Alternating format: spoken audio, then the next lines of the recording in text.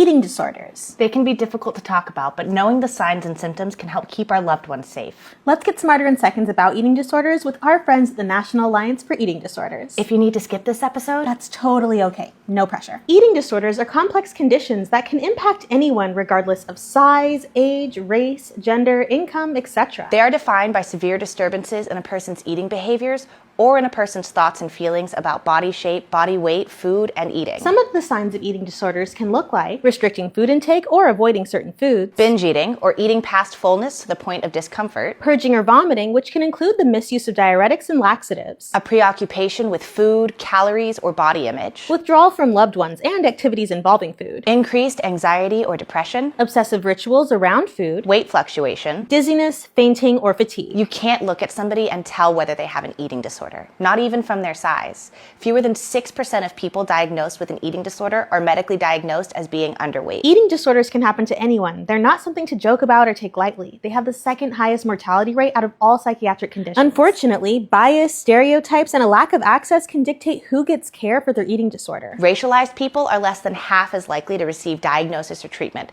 and face barriers like racial bias and a lack of culturally informed care. Transgender college students were found to be 4 times more likely than their peers to experience disordered eating. Cisgender men are underrepresented in research due to underdiagnosis, stigma, and the patriarchy. And people with higher body weight are also underrecognized and undertreated. Even if you don't mean to, casual comments about food or people's bodies can harmfully contribute to people's eating disorders. So can media depictions that portray thinness as the pinnacle of beauty and market diets as the solution to everything. Recognizing the early signs and symptoms can be the first step in supporting you or a loved one through recovery. The National Alliance for Eating Disorders has a detailed guide for having this conversation with loved ones. And you can call their helpline at 866-662-1235. To learn more, visit the National Alliance for Eating Disorders. And remember, the more we talk about eating disorders and learn about them, the more likely it is that people will get access to the care they need. Smarter and